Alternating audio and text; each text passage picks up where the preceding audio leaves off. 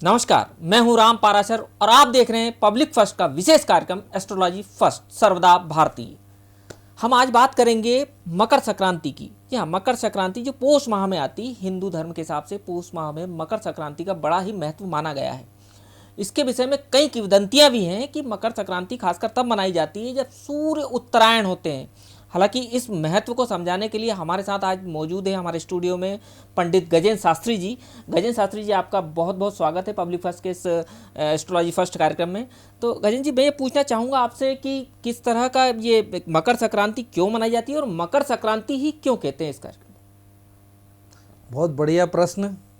सर्वदा Bharti India first के माध्यम से, पब्लिक फर्स्ट के माध्यम से नए नए प्रश्नों के द्वारा मकर संक्रांति क्यों मनाई जाती है। मकर संक्रांति भगवान शनि देवता शन्नो देवी रविस्ते आपो भवन्तु पीते संजो रविस्रवन्तु नः, जिससे ब्रह्मांड डरता है, ब्रह्मांड कंपायमान होता है, ब्रह्मांड की दशाएं चेंज हो जाती है। ऐसे शनि देवता अपने पिता से मिलने जाते हैं। उस दिन बहुत महान पर्व होता है, इसलिए मकर संक्रांति के दिन भगवान शनि देवता अपने पिता सूर्य से मिलने जाते हैं। इसलिए मकर संक्रांति का बड़ा महत्व है। और मकर संक्रांति पे तिल दान और दान का भी बड़ा महत्व है, जो कि शनि काले तिल उनको चढ़ते हैं, तो इसलिए उसका महत्व और बढ़ जाता है स्नान से, दान से। और भगवान जो देवी मकर के रूप में आती हैं, देवी के रूप में आती हैं, सारे जग का कल्याण करने आती हैं। दक्षिणायन से उत्तरायण सूर्य होता है, इसलिए मकर संक्रांति का बड़ा पुण्य और बड़ा ही महत्व है। बिल्कुल पंडित जी, आपने जैसा बताया कि मकर संक्रांति का बड़ा ही पुण्य और बड़ा ही महत्व है, लेकिन इसके साथ हम देखें कि मकर संक्रांति के दिन खासकर पवित्र नदियों में सुबह स्नान करना और खासकर तिल के साथ स्नान करना और तिल दान करना, इसके पीछे की क्या किंवदंती और क्या महत्व है इस चीज़ का? बहुत बढ़िया। भगवान जब शनि देवता को प्रसन्न करने के लिए, क्योंकि वो ब्रह्मांड को कमांड किए हुए हैं, पूरी 12 राशियों में से 5 राशि पे कमांड है उनका, तो आप समझ लिए 50% से भी अधिक में वो उत्तम है और संभाले हुए हैं। इसलिए मकर संक्रांति पे जो स्नान होता है, जैसे वहाँ पर सिंहस्थ भी लगाए जाते हैं। अपने यहाँ पर इलाहाबाद में भी मकर संक्रांति का बड़ा महत्व है। 1 महीने तक गंगा स्नान होता है, नर्मदा किनारे स्नान होता है। मकर संक्रांति के स्नान करने से, तिल का दान करने से, जल में तिल डालने से, अगर घर में भी स्नान कर रहे हैं तो अगर तिल डालते हैं तो 7 अश्वमेध यज्ञ के समान उसका फल मिलता है मकर संक्रांति पर स्नान करने से। बिल्कुल पंडित जी, मकर संक्रांति की अगर बात करें, जो आपने महत्व बताया तिल का, इसके साथ एक चीज़ और है कि हम अगर बात करें कि सूर्य उत्तरायण होते हैं और सूर्य उत्तरायण का बड़ा ही महत्व माना गया है। हम देखें तो महाभारत कालीन की अगर बात करें तो भीष्म पितामह जो देवव्रत थे, उनको अगर वो बाणों की सैया पर लेटे रहे, उनको इच्छा मृत्यु का वरदान था, लेकिन उन्होंने अपने 6 माह तक प्राण नहीं त्यागे और रास्ता देखा कि जब सूर्य उत्तरायण होंगे उसके बाद उन्होंने अपने प्राणों का त्याग किया। तो इसके पीछे का क्या कारण है कि जब सूर्य उत्तरायण होते हैं तब प्राण त्यागने से या जीवात्मा अपने शरीर को छोड़ती है तो क्या उसको सीधे परमात्मा से उसका मिलन होता है? इसके पीछे की वजह क्या है, क्या है आखिर इसका कारण? भगवान ठाकुर जी साक्षात विराजमान थे उस महाभारत युद्ध में, ठाकुर जी स्वयं विराजमान थे। इसके बाद भी काल की गणना, उत्तरायण की गणना और दक्षिणायन की गणना पूरी की गई थी।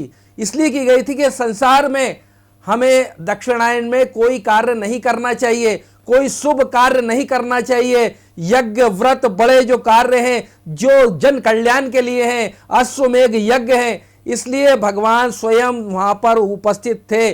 तब भी उन्होंने यही कहा है कि जब सूर्य दक्षिणायन है तब उनका मोक्ष नहीं मिलेगा।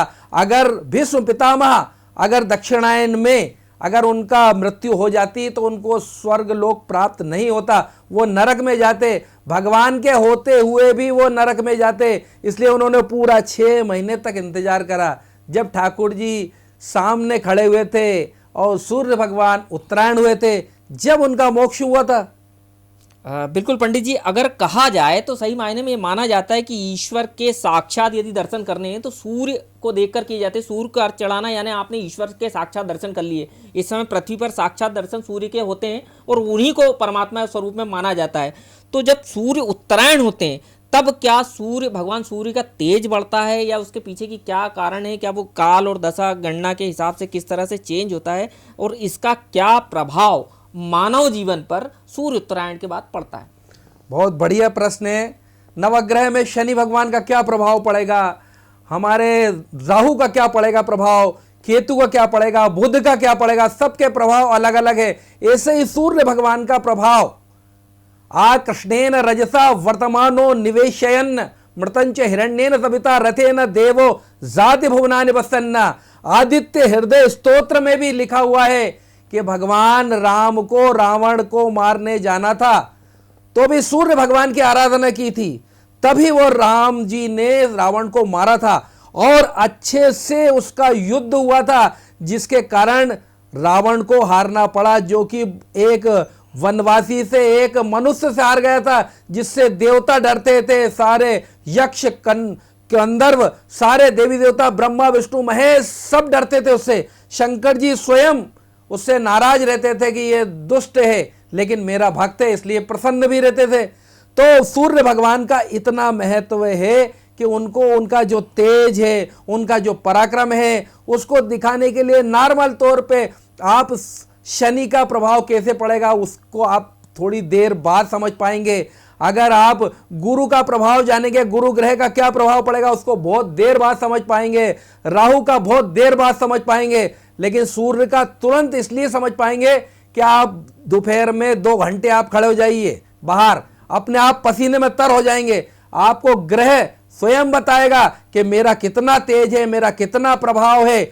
जब देवी देवता उनकी आराधना कर रहे हैं, राम जी स्वयं नारायण भगवान आराधना कर रहे हैं सूर्य की, तब वो रावण को मार रहे हैं। जितने भी युद्ध हुए हैं, जितने भी आप बड़े कार्य करना चाहते हैं या किसी चीज को जीतना चाहते हैं, तो आप सूर्य नारायण भगवान की आराधना करें, सूर्य नारायण भगवान को जल देवें, जिससे कि आपकी सभी मनोकामनाएं सूर्य भगवान पूरी करेंगे।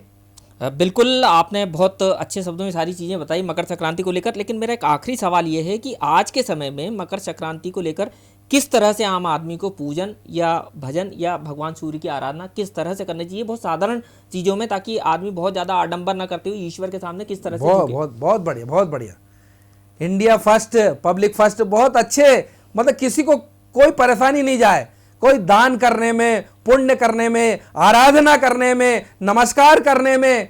तो सूक्ष्म उपाय यही है कि थोड़ा सा तिल, 50 पैसे का, 1 रुपए का काला तिल जरूर लेवें और पानी में जरूर डालें और शुभ स्नान करें। उस दिन 15 तारीख को जब मकर संक्रांति रात्रि में, 14 तारीख की रात्रि में 2:15 पे आ जाएगी मकर संक्रांति, और वो अश्व पर बैठ के आ रही है, उसका उपवाहन शेर है। इसलिए भगवान मकर संक्रांति के रोज जो भी स्नान करेगा, 7 बजे से 9 बजे के बीच में स्नान करेगा या ब्रह्म मुहूर्त में स्नान करे, तो काले तिल जरूर डाले, उससे उसको पुण्य प्राप्त होगा। 7 अश्वमेघ यज्ञ का, राम जी ने 1 अश्वमेघ यज्ञ किया था, केवल 1 यज्ञ किया था उन्होंने, इसलिए आपको भगवान की कृपा से 7 अश्वमेघ यज्ञ का पुण्य मिल रहा है। तो आपको तिल डाल के स्नान करना चाहिए, हो सके तो कुछ तिल दान करना चाहिए, हो सके तो गरीबों को कम से कम तिल्ली का लड्डू 1 रुपए का 1 आता है या 5 रुपए का 1 वाला जरूर दान करना चाहिए।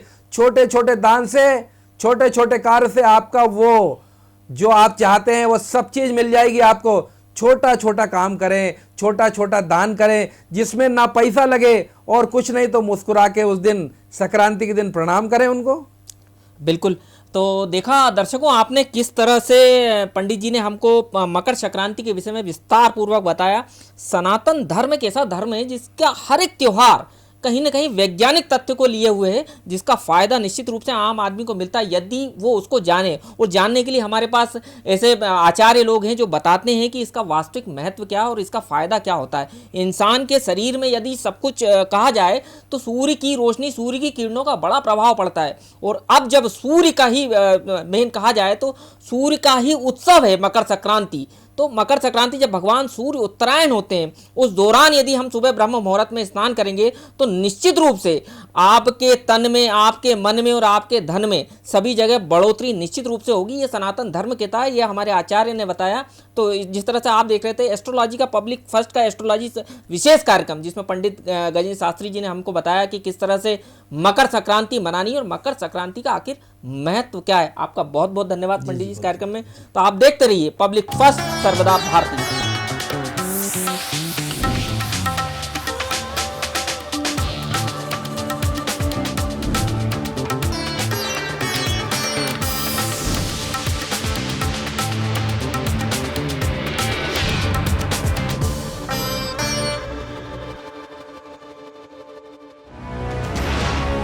ये है इंडिया फर्स्ट कम्युनिकेशन और आप देख रहे हैं पब्लिक फर्स्ट सर्वदा भारतीय।